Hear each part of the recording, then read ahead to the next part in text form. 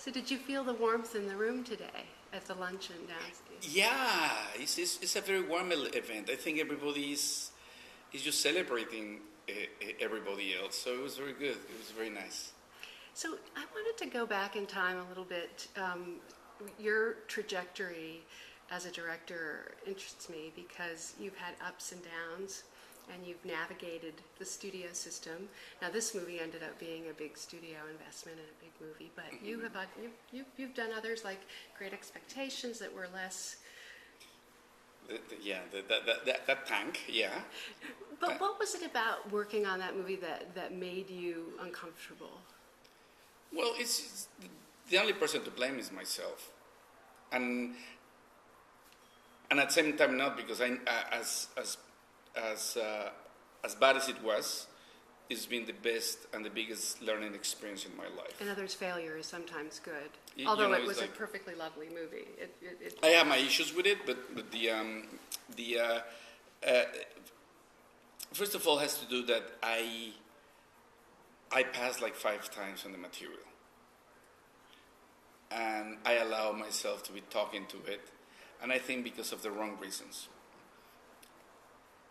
And what happened is that something that experience brought me back is the awareness that I used to develop and create my own projects.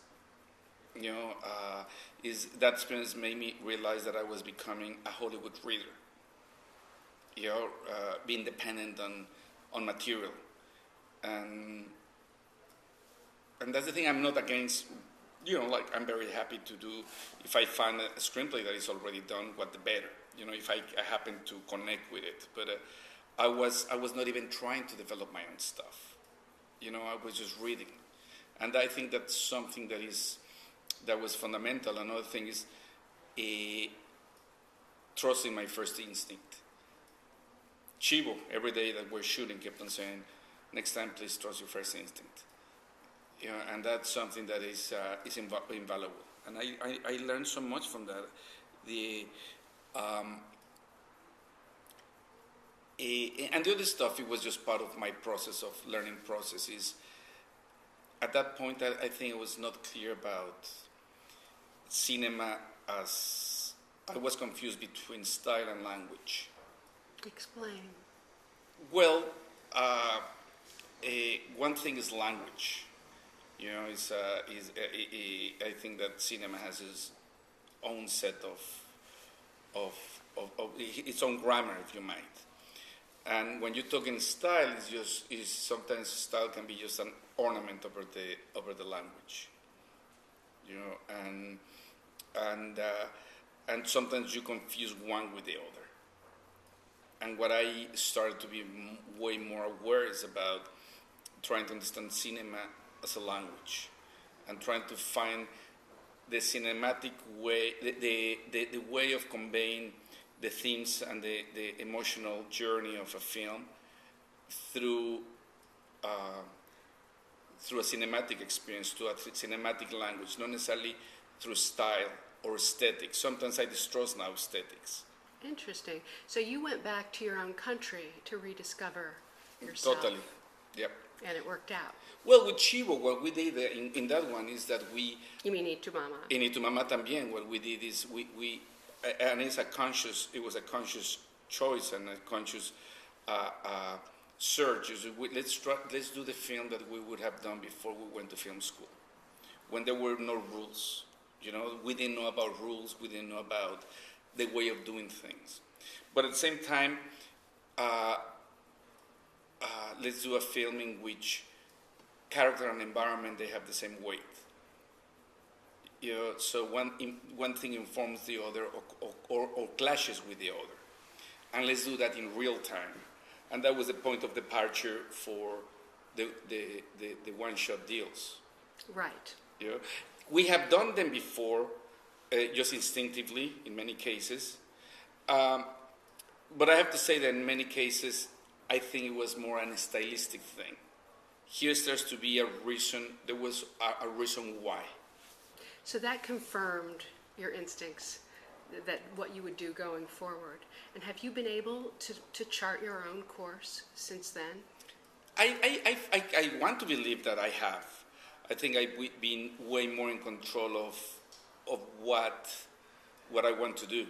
You know, I have to say another thing is I got lost. Truly speaking, I got lost in Hollywood before that, and it's not Hollywood's fault. It's all my fault. It happens to many people. Yeah, Stephen Frears, yes. I don't know if you've ever spoken to him Yes. about it. Yeah, you get lost, and because you get distracted to what you are, and then suddenly you start seeing that people have certain expectations about what you have to do or who you have to be, and you're trying to please at the end. Yeah, Sometimes as an outsider, too. You find you're trying to fit in, right? That was the thing. You said fitting in. That was exactly the thing. And yeah, but the biggest thing was that I lost. I feel that in that period I lost at least 4 years of my creative life in terms of stuff of putting together or writing stuff that I could be writing, because I was just reactive. I was not proactive. I was just reactive. So when you found your voice again and your identity, you were able to stand up for yourself more and find what you wanted to do, and did people come to respect that?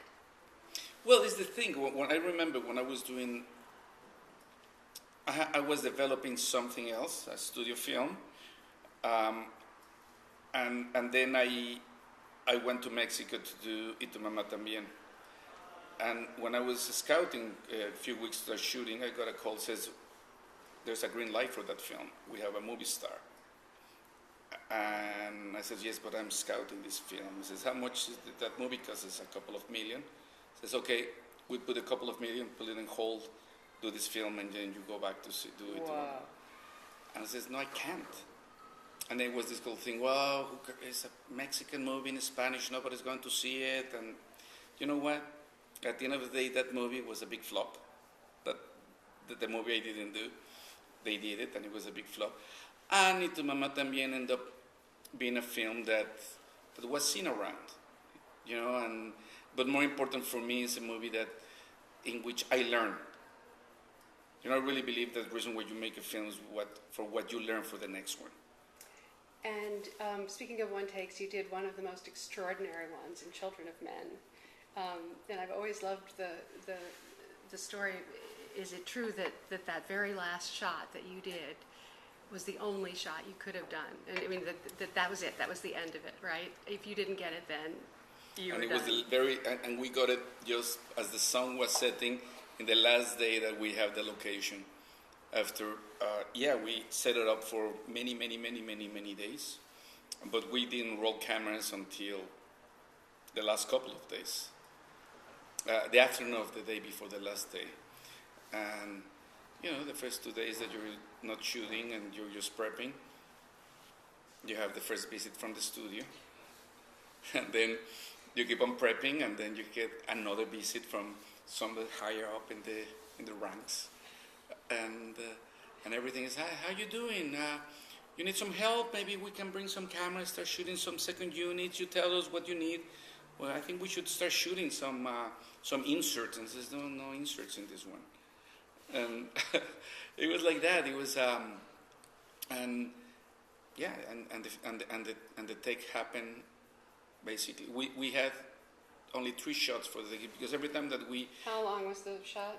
It was quite extended. I don't remember, but it was as long as it could be. It was as long as we could pretty much like because it was filmed. Yeah. So as long as the mag could hold, and there was a lot of explosions. So every time they said okay cut, it would take another 3-4 hours just to reset like bullet hits and blood and makeup and the whole thing. Something splashed the camera, right? Yeah, but that was an accident. And so first take, very soon into the shot, we didn't make it. So we have to go back the next day, reset everything the next day. Everything was beautiful in the morning. We start shooting. Everything was going great. And the camera operator with the rubble and all the explosions fell. So we have to cut. So we have to reset everything, and we were losing the light. We start shooting. And everything goes great, except there's a stunt, and the blood from the stunt splashes the lens. and I remember screaming, cut. But there was an explosion, so nobody heard me. And this is when the moment I realized she would just kept on doing like this. And I realized if I cut now, I'm losing the location tomorrow. I'm not going to be able to do the shot. And that would have been the end of my career probably, because I would have. No. Yeah, because imagine we were losing the location after 10 days of not shooting. And finally, we did the whole scene, and everybody was Chivo and Clive Owen. Everybody was so ecstatic, and I said, "Yes, but we have blood in the lens." And she was like, "You stupid! That was the miracle." And I realized, "Oh shoot, yeah, actually, that was pretty cool." So talk about your relationship with him. How many films have you done together? 6 feature films, but we done a lot of other stuff together. So in this one, with this extraordinary degree of difficulty, where you just took off into the unknown, you didn't know. Again, you didn't know if you could pull this off. How did the two of you sort of hang in there, and what gave you the encouragement that you could just stay the course? Because you have a screenplay, and actually with all of this stuff, it's not about the technology. I'm not a technological person, by the way. I'm not a techie. So for me, it's about the language one more time. And it's we have a screenplay, and we knew that the way that how we wanted to convey the film. And so all of other technologies that were used, the tools to convey that, and to convey the emotional journey, and become more critical when we start shooting and we start seeing Sandra's performance.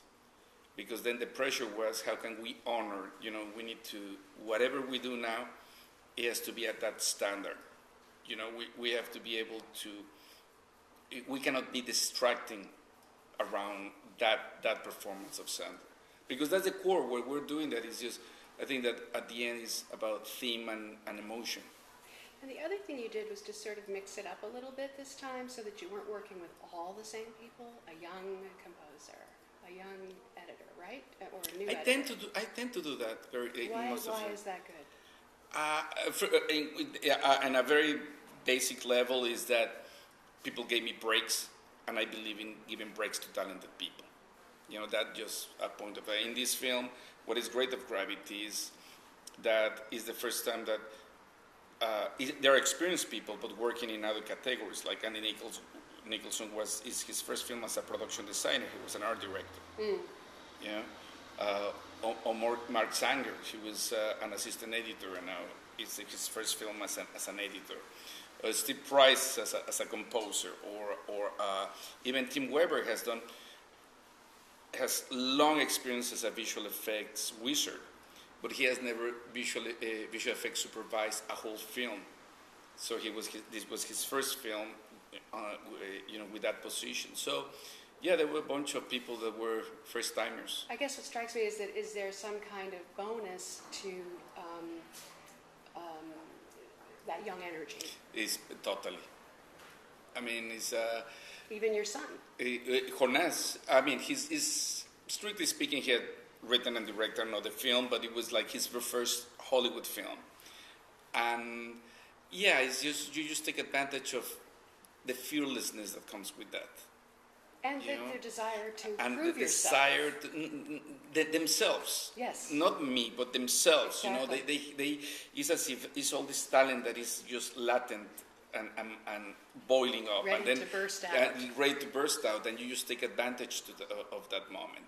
That's what when I used to produce. And I produced a few films, some with Guillermo del Toro, and we used to produce for first-time directors. Because it was this thing of, first of all, because people gave us breaks when we started, but it was this whole thing of, these guys are about to explode. Let's just be part of that explosion. So you reminded me, do you still show each other your work, the Three Amigos, or whatever? I don't, I cannot order breakfast without calling Guillermo and Alejandro and consulting with them about what should I have. That is just... it's just part of the creative process. And together with Guillermo Alejandro, there's other people. My brother Carlos, who wrote it to Mama Tambien. I always bounce with him or other filmmakers that Pavel Pavlovsky, for instance, that I am a huge fan, and we're friends, and we just like send our material back and forth, or go to the cutting room and ask for the wisdom. So going forward, what wisdom are you carrying forward in terms of what you want to do next? I mean, the obvious one is I want to do something which people walk, and I can walk with a camera around them. I can understand why. Thank you. Thank you so much.